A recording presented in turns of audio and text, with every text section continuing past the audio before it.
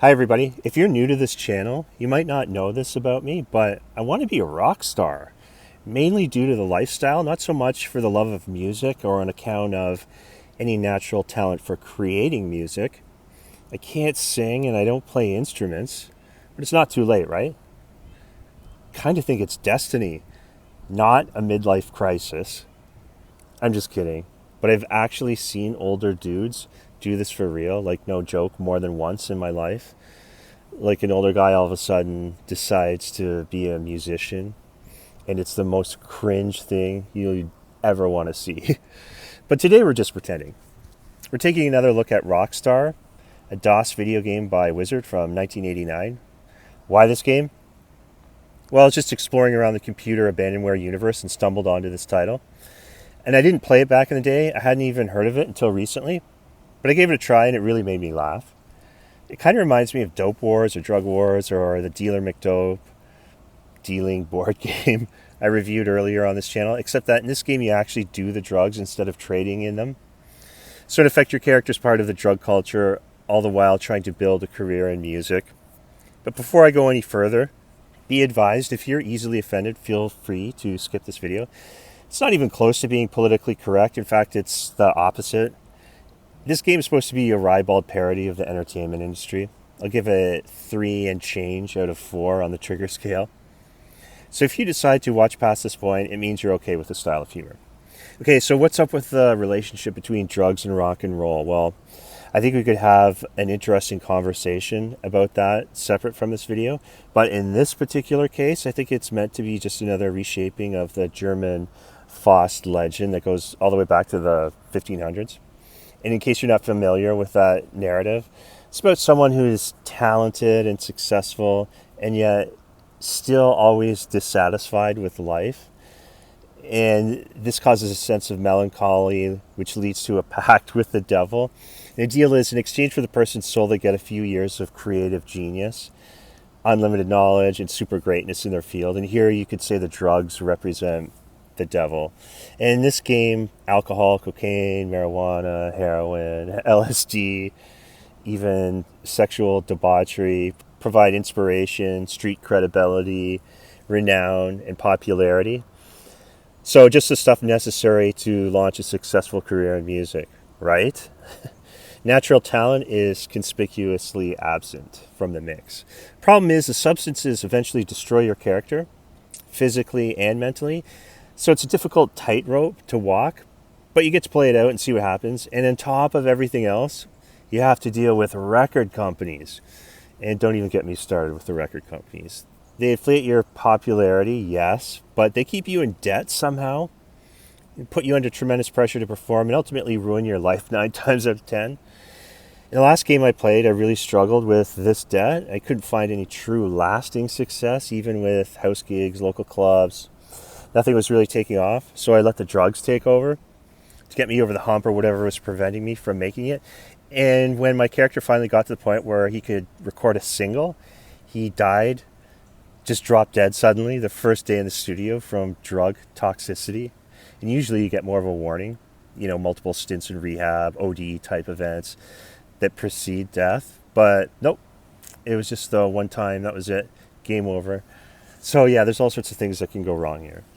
You almost can't play this game and not be reminded of Thomas Mann's novel Dr. Faustus, if you've read it, because it's the best version of this type of story. So he writes about a fictitious composer who is active in Germany during the 1940s, and his character intentionally contracts syphilis because he believes that only through fever and madness can he achieve the next level of artistic inspiration. And his fate is also mirrored against the rise and decline of the Nazis, who are around at the same time, and who also, in a sense, sold their souls to the devil for 1 decade of great power. But anyway, let's see how we do here. This will be an edited playthrough, just an example of gameplay to show you how fun this thing is. I cut out a large boring part of my career from this video, and I'll explain why. You'll understand when we come to the tailspin part of the story. So I always play on the hardest level. I guess it's called masochistic 5.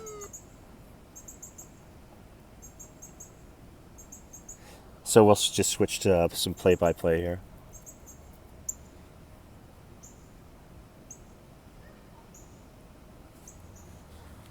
Yeah, I always go with. Yeah, I get to enter your stage name. It's pretty funny. So yeah, you have a news box on the right hand side. In the center, you see that star meter thing. This will fill up from the bottom with a yellow meter as your just as your personal state power levels.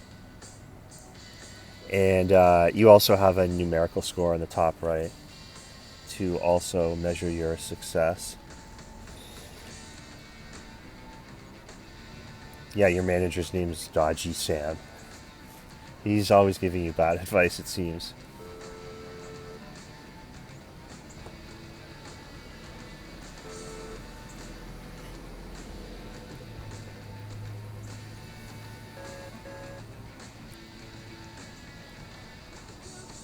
So the four areas that you can eventually become successful in, you have a local area, the UK, Europe, and America. This is where the drugs start. I think in this game, in order to sort of kickstart your career, you really have to lean heavy into the substances to get your street cred or whatever. And then you see like your your mind states start to trip out here. Cocaine leaves you feeling quite wonderful. There must have been something in the drinks because everything goes very strange. Your best friend says you are boring as the communist manager. Yeah, and whenever you decline partying up and the substances, you get labeled square, which is like the worst thing ever. Boring, you know. It's like the last thing you need if you want to achieve success. Yeah, so you go on tour. Each day of the tour, although it lasts weeks, just goes by every second, and it gives you a summary of the audience reaction. You see the feedback from the fans, local area. Those are hard to get going. And when you start to get traction like I am here in the local area, you just have to do everything to keep the momentum and interest up. So yeah, there's radio spots you can do.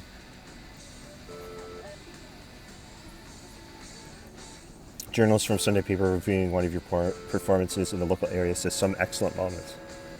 So you can see the score starting to go up, starting to get popularity.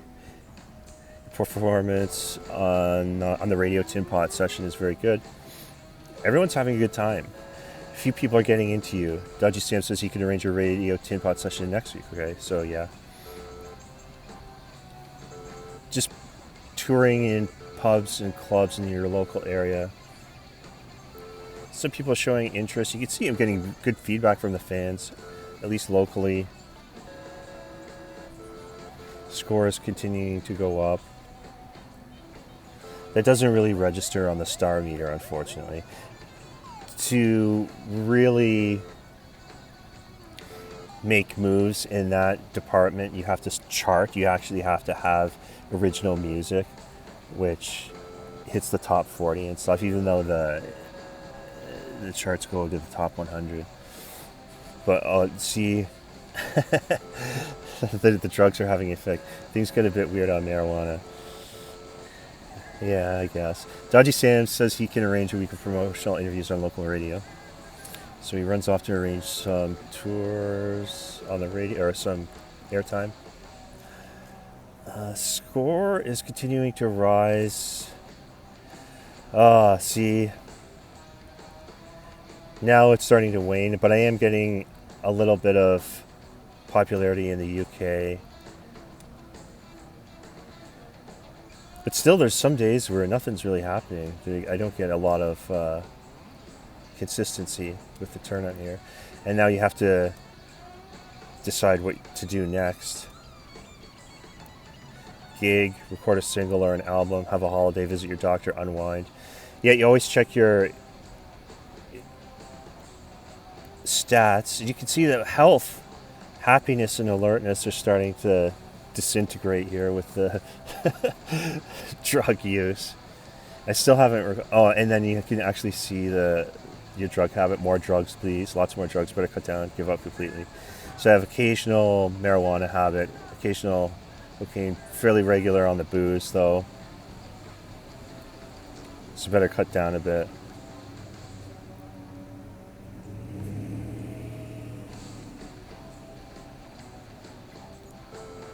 It's really like the game is actually really good at simulating one thing that I noticed that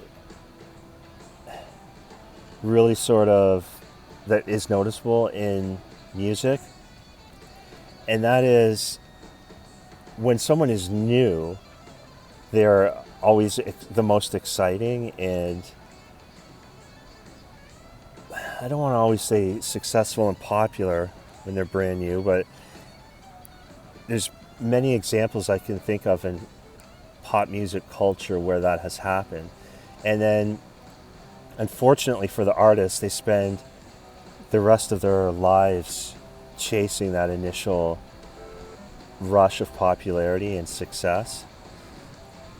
And I may as well just state like my music interests. I like everything except I don't have a lot of knowledge in country western or classical, but I like top 40 music. I like classic metal and anything in between those. Prog, 80s rock, British stuff even. Like this game is supposed to simulate. Because it says your money in quid instead of bucks or dollars. So I can graduate here to medium-sized halls because of my popularity. That opens up that option. But anyway, what I was saying is, like, when you first burst onto the scene, yeah, there's going to be interest because you're brand new. And one example, and we can debate this, that I cite because this lady came up or was from a small town where I grew up, very close to near where I grew up in southern Ontario. And that is Avril Lavigne. And this is not a chop or a diss on her at all. She's an amazing artist. But I would argue her first album, Let Go, when she was probably 16 or 17 or 18 or something like that, was by far her best. And she's been around for, decades. And yeah, that was the most sort of her most authentic, super popular piece of work that spoke to a generation. And everything else, although good and successful, I felt that she was chasing that high, and she experienced that, in her earliest moments of her career. After her first album, that's when you begin to see purple hair and green hair and all these skulls and stuff. But if you noticed, initially, she's just like a skater kid. And I don't know, like, why is it the younger you are and people are more fascinated with it? And I think musicians have struggled with that question. All of them do eventually as they age. And I was trying to think of a quote or find a quote or figure out a reason why that is. And I think one comes from Thomas Mann, which I'll cite here, and it just says, to be young means to be original, to have remained near to the sources of life. And I guess as you age, you can't recapture that magic or something. Anyway, back to the game. So I'm into the amphetamines now. I'm on tour of pubs and clubs in the local area. Still trying to build the career. The score is climbing up. Now have a few $100 in my bank account. You start owing a few thousand. So there's progress there. Finished my tour. Checked the personal information. You can see it probably down to 50% health. Happiness is starting to suffer too. Probably because I'm only occasional habit of amphetamines, cocaine, and LSD. But it's also affecting my alertness, and creativity's still up there though. I'm probably going to record a single, but I only have a few $100s. I may not be able to afford it. You keep getting offered drugs. It's like,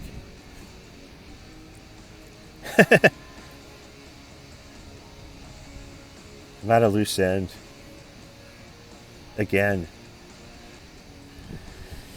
A year and 29 weeks into my music career.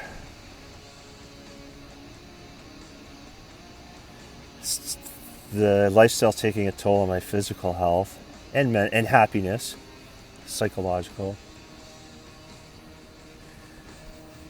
I think it's time to says you can afford to record a new single. Alternatively, you can just practice and write songs. No, I need a new single.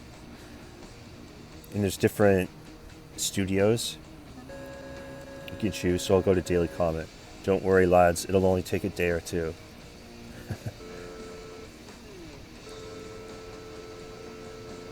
These are the other bands releasing their music.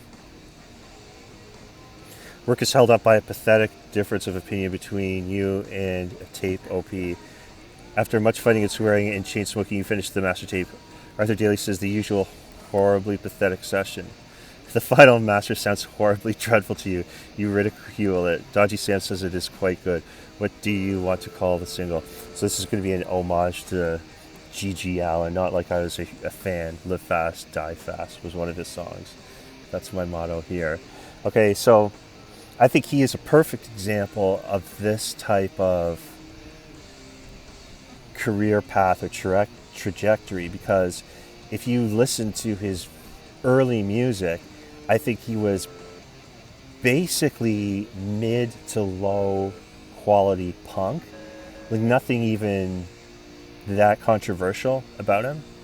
There were probably more hardcore stuff when he started, but I think very early on he realized that's all he could ever be, and then he surrendered himself to the drugs and just went wild, and that was the only way that he gained widespread, a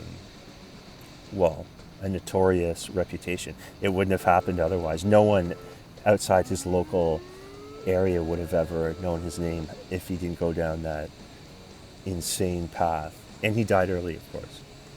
So I released my new single, Live Fast, Die Fast.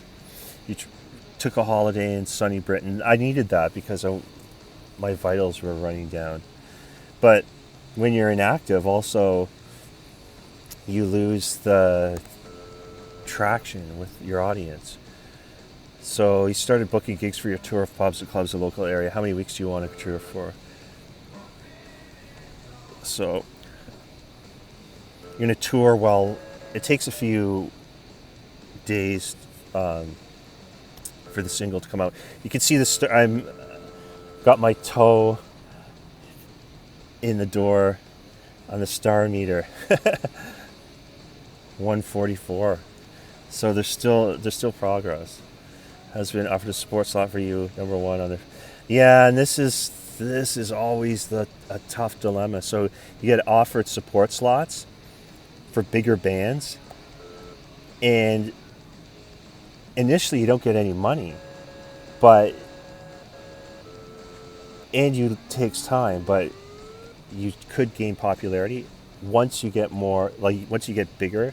Those support slots will pay money and presumably help your popularity. Your performance in place on the U.S. network new features TV program is excellent. All right. Dodgy Sam reports an offer of a 3-year recording contract. So here come the record executives. with Freddie Records with an advance of £30,000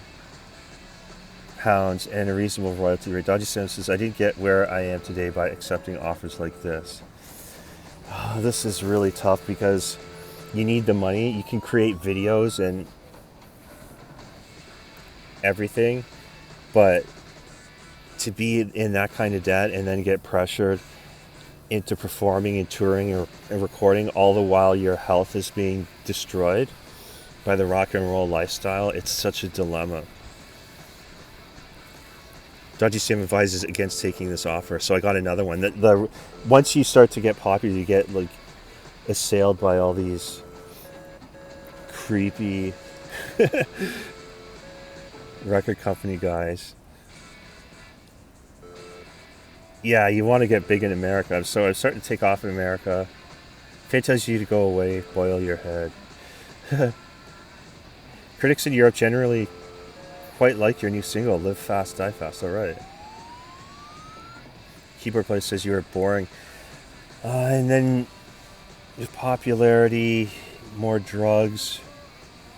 Now here's a different kind of offer. You're offered a 1-year recording contract with Small Time Records with an advance of $5,000 and a reasonable royalty rate. Dodgy Sam says it's up to you. So this one's probably better because it's a smaller amount, shorter time, and maybe that $5,000 is something that I could pay back easily, and I could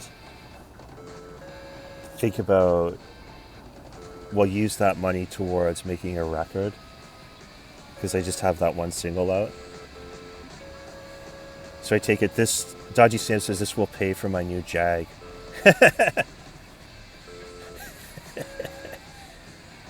But see, what kind of response am I getting? Nonchalant audience. Audience is getting chilly. They're losing interest. This is bad, you know? Having side effects from the LSD, I guess. Look at the screen.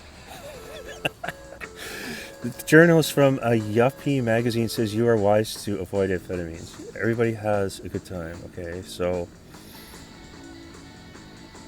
yeah, America abandoned me. Your tour of large halls in the local area supporting number one is finished. So, get out of that and start touring up from my own. Local area, Live Fast, Die Fast is 67 out of 100 songs. So, not great. But at least people have heard of me now. I'm not unknown. Barely made a impression. And it's mainly local popularity. Nothing really lasted outside of my home area. Where do you want to tour? Your manager Dodgy Sam says he can organize gigs in local area pubs. You're going to do medium halls in the UK. Your single Live Fast, Die Fast is receiving very little airplay on radio in America. Yeah, it was so fleeting. Only a couple weeks did stations play it.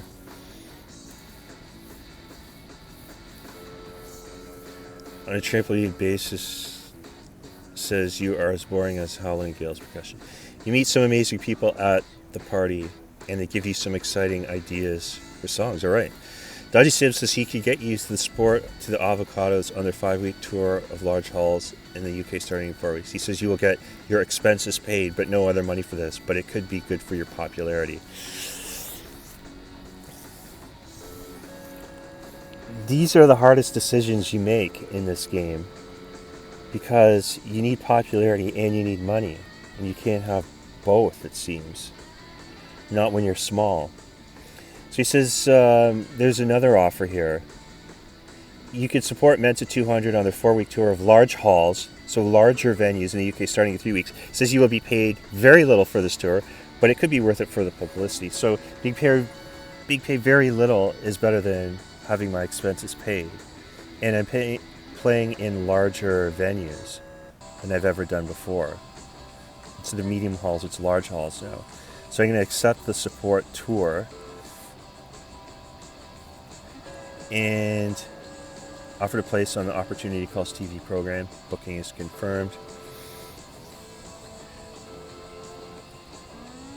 The first week of the tour, fairly nonchalant audience. Your drummer has a bust up with Mensa 200s on guitarist. Before it's in place, in your place on the Opportunity Calls TV show is well received. Audience is chilly. This is not good because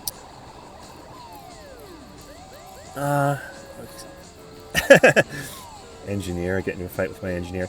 See, that must mean my happiness is too low. You start having all these bust ups and it can cancel your tour and everything. Really screw things up. Your performance of your place on the Euro Video Song Contest is reasonable. Several people. So this is okay here.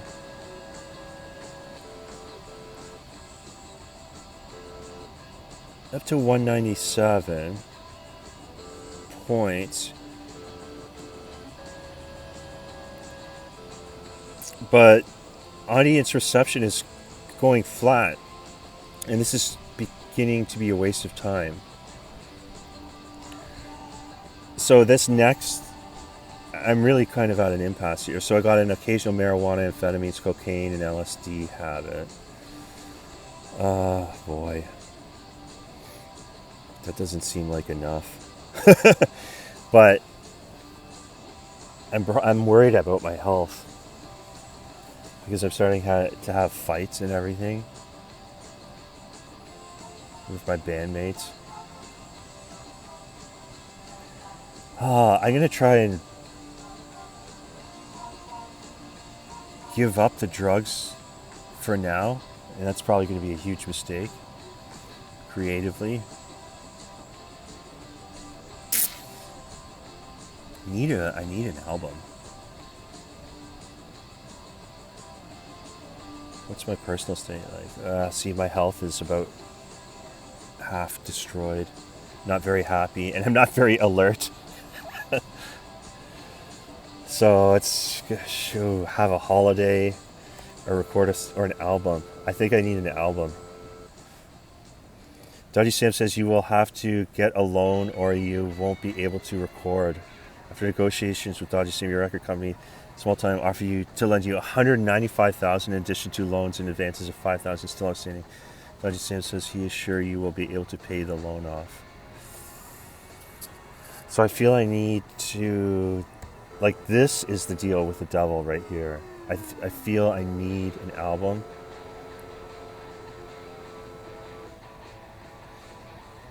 Dodgy says you're stupid. So I have to take it.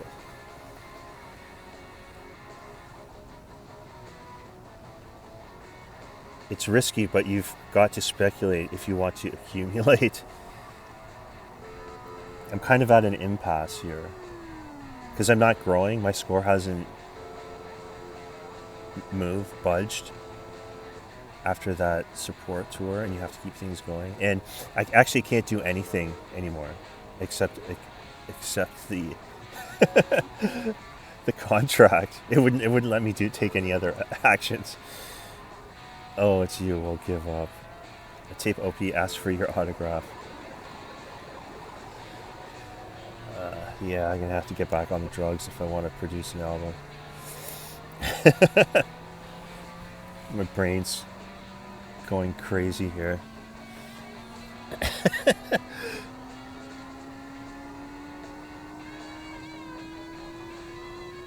Uh-oh. I don't know if I'm gonna wake up. Recording an album in an isolated break wind farm estate. Your granny asks you if you want some marijuana. So yeah, I don't think I'm gonna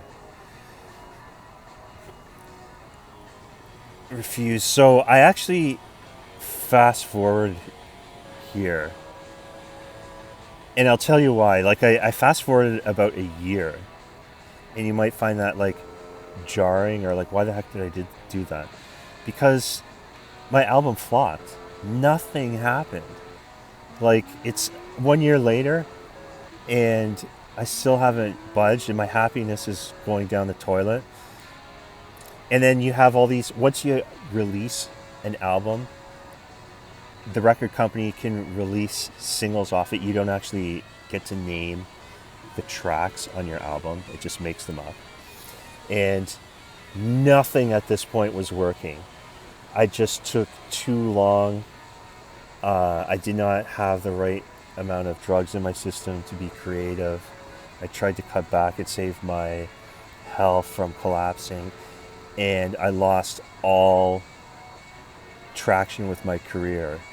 And I'm just grasping at straws here. Year 3, week 9. Everything after signing that record contract was a non-starter. It just nothing took. So we'll see the beginning of the end here. You get called straight, you get called disgracefully boring, trying to clean myself up because I'm miserable. No one likes my new music, really, enough for it to be worth it. I only get occasional play on the radio, can't match my former success. I black out suddenly. You pass out with an overdose of amphetamines. You have been rushed to hospital. The doctor says your recovery will take several weeks. Here's like more weeks down the toilet. Your single last chance is receiving very little airplay on the radio. Happiness is now gone. You ignore the nurses. They are not sexy enough.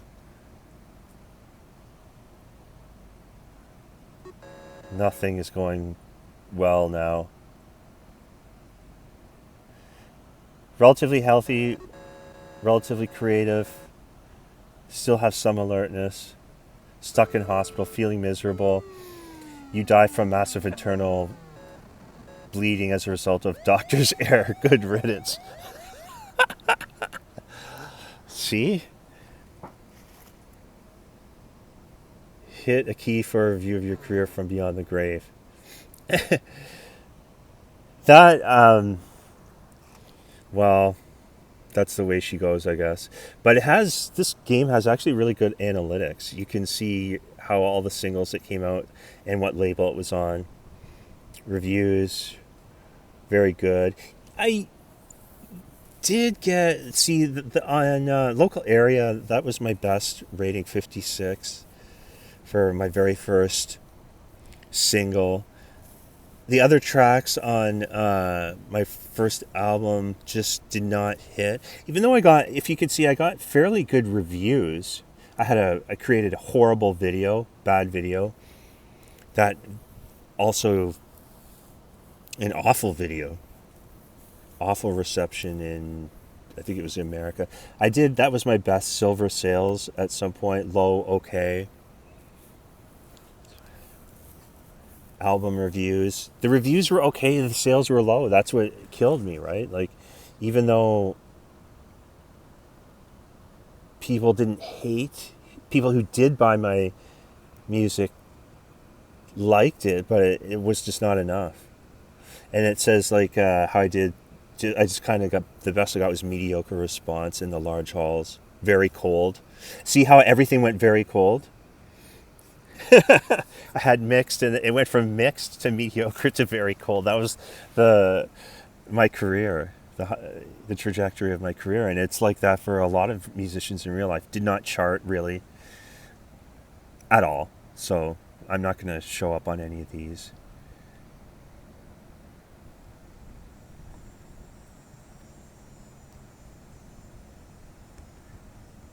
Yeah. You can see no lasting impact in any of these areas. Local money. Your accountant tells you that. So I had tens of thousands. I went from owing tens of thousands to having tens of thousands. So I could call myself a professional musician, at least. And that was another problem there. Happiness collapsed while I was clean. So, yep. It's hard. It's hard to juggle the variables here to become a successful musician in this game. This game is a ton of fun. Actually, I will make another video of this if I figure it out. If I can fill up that star meter on masochistic level, I'll probably just do a shorter video even than this to show you how I did it. But yeah, I'll probably just play this passively while I continue on with other war games and stuff. But this is actually a really fun game. I highly recommend messing around with Rockstar by Wizard Games. Thanks for watching and stay tuned for more content coming soon. Dropping you before it was released. Surely, never mind the bollocks you must have been proud of and happy with at the time. It was fine for then, but so what? Times move on. You cannot live in the past. Only a fool looks back to last year or the year before.